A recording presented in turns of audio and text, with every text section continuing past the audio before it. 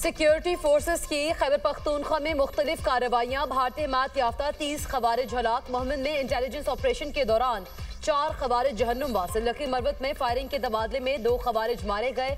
Tank में security forces ने एक और खारजी को हलाक कर दिया। कुरम में फायरिंग के तबादले में 12 खवारिज अंजाम को पहुंचे। उसी इलाके में दूसरे गिरोह के खिलाफ ऑपरेशन में 11 दहशतगर्द मारे गए।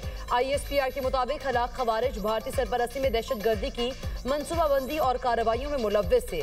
आज़म इस्तेहकाम के तहत भारतीय सरपरस्त खारिज के खिलाफ कार्रवाइयाँ जारी हैं। सदर ममलिकत आसिफ अली जरदारी, वज़ीर आज़म शहबाज शरीफ और वज़ीर दाखिला मोहसिन नकवी का सिक्योरिटी फोर्सेस को खराज तहसीन।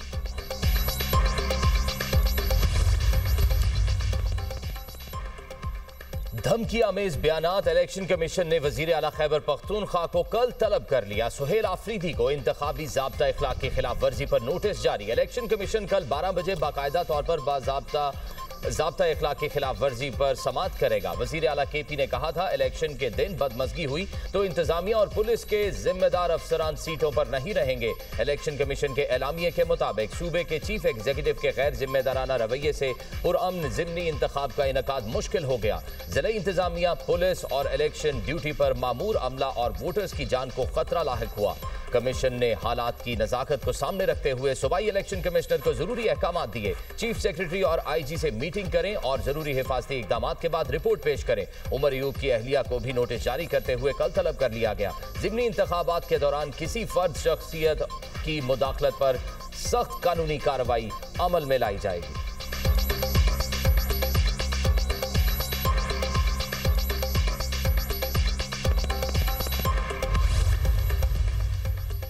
इलेक्शन कमीशन ने NA-18 में ज़िमनी इलेक्शन के लिए फौज तलब कर ली। सिविल आर्म फोर्सेस की तलबी के लिए सेक्रेटरी दिफा को खत लिख दिया। हरिपुर में फूल प्रूफ सिक्योरिटी के लिए सेक्रेटरी दाखिला को भी खत इरसाल। वजारत दाखिला को हल्के में विफाकी इदारों की मदद से सिक्योरिटी यकीनी बनाने की हिदायत। प्रिजाइडिंग अफसरान और इंतखाबी मवाद की महफूज नकलो हरकत के लिए खुसूसी सिक्योरिटी का मुतालबा। पुरअमन इंतखाब में मुदाखलत पर सख्त कानूनी कार्रवाई होगी। इलेक्शन कमिश्नर पंजाब को भी ज़ाब्ता इखलाक की सख्त पाबंदी यकीनी बनाने की हिदायत।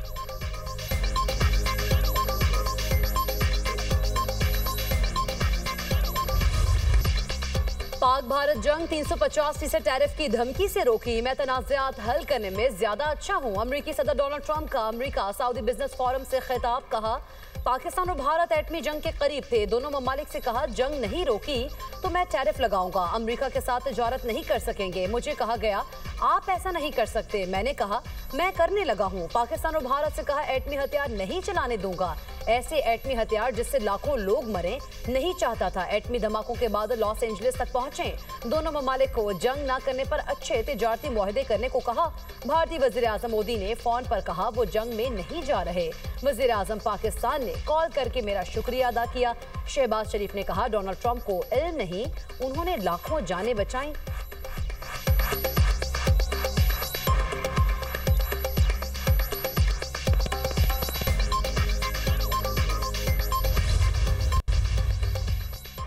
मार्का हक पर अमरीकी कमीशन की रिपोर्ट पर भारत का हकाइक के मुनाफी प्रोपेगेंडा बेनकाब। भारत का गोदी मीडिया अमरीकी कमीशन रिपोर्ट को तोड़ मड़ोड़ कर पेश करने लगा।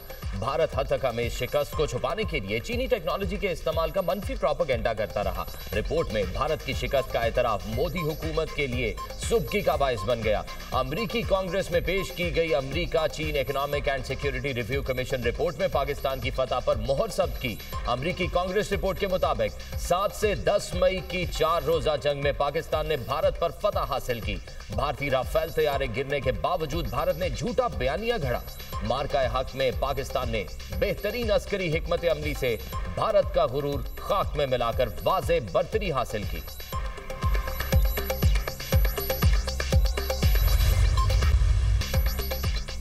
अक़वाम मुत्तहिदा में डेनमार्क की सफीर ने कलअदम TTP को खतरा करार दे दिया। क्रिस्टीना मार्क्स-लासन का कहना है, अफगानिस्तान में कलअदम TTP के 6000 जंगजू मौजूद हैं। तहरीके तालिबान पाकिस्तान खत्ते में उभरता और संगीन खतरा है। कलअदम TTP को अफगान हुकूमत के लॉजिस्टिक सपोर्ट और ताउन हासिल है। TTP ने अफगान सरजमीन से पाकिस्तान में मुतादिद हमले किए, जिनमें पाकिस्तान को बड़े पैमाने पर जानी नुकसान हुआ।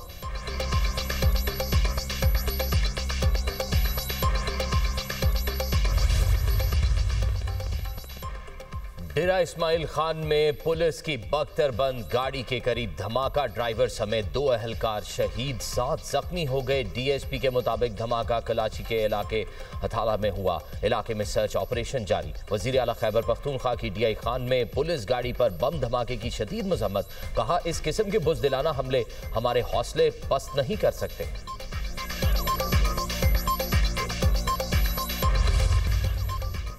इस्लामाबाद हाई कोर्ट के 4 जजेस ने 27वीं तरमीम सुप्रीम कोर्ट में चैलेंज कर दी। तरमीम का ड्राफ्ट तैयार करके सुप्रीम कोर्ट भेज दिया गया। सुप्रीम कोर्ट में दरख्वास्त वसूल नहीं की गई। जराये के मुताबिक डायरी ब्रांच ने दरख्वास्त वसूल करने से इनकार किया। कहा गया, सुप्रीम कोर्ट का दायरा इख्तियार नहीं बनता, ये आईनी मामला है। जजेस में justice Mohsin Akhtar Kayani, justice Babar Sattar, justice Saman Rifat Imtiaz और जस्टिस सरदार एजाज इसहाक शामिल।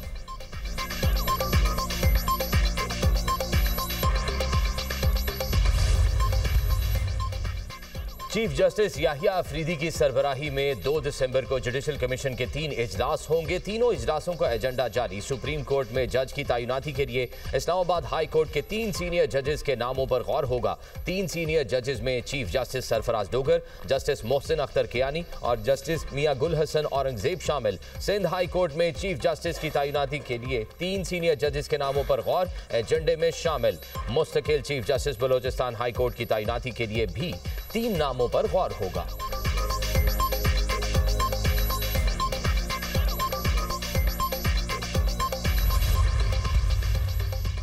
नई तरमीम को समझने और अमल दरामद में थोड़ा वक्त लगेगा। जब केस मुकर्रर होगा तो यहाँ वाले कहेंगे सुप्रीम कोर्ट का दायरा इख्तियार है। पुलिस तफ्तीश और अखराज मुकदमा के केस के दौरान जस्टिस मोहसिन अख्तर कियानी के अहम रिमार्क्स। कहा, कहीं ये केस भी आईनी अदालत का तो नहीं बनता। दुनिया में जहां आईनी अदालत कायम है वहां इब्तिदा में दायरा इख्तियार का मसला दरपेश रहता है। शुरू में आईनी अदालत के दायरा कार का यहाँ भी मसला रहेगा। फिर जब आप जाएंगे सुप्रीम कोर्ट तो वो कहेंगे आईनी अदालत का दायरा कार है। नई तरमीम की रोशनी में वकला और जजेस को भी इन मालूमात का फुकदान है।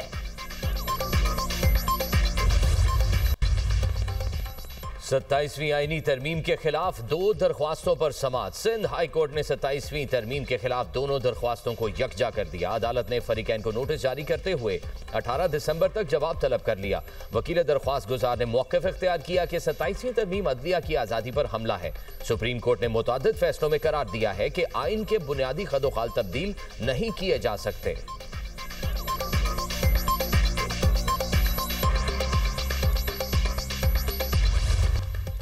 एशियाई तरक्याती बैंक ने क्लीन एनर्जी ट्रांसमिशन के लिए $33 करोड़ कर्ज की मंजूरी दे दी। एडीबी एलामिये में कहा गया, 500 किलोवाट की 290 किलोमीटर की ट्रांसमिशन लाइन बिछाई जाएगी। इस्लामाबाद से फैसलाबाद के लिए ग्रिड की अपग्रेडेशन शेड्यूल। दरामदी फ्यूल में कमी और एनर्जी सिक्योरिटी को बेहतर करने में मदद मिलेगी। प्रोजेक्ट मुकम्मल होने के बाद सस्ते निर्खों में बिजली की फराहमी हो सकेगी। कर्ज की रकम शिमाल से जनूब की जानिब तवानाई शोबे के मसाइल हल किए जाएंगे।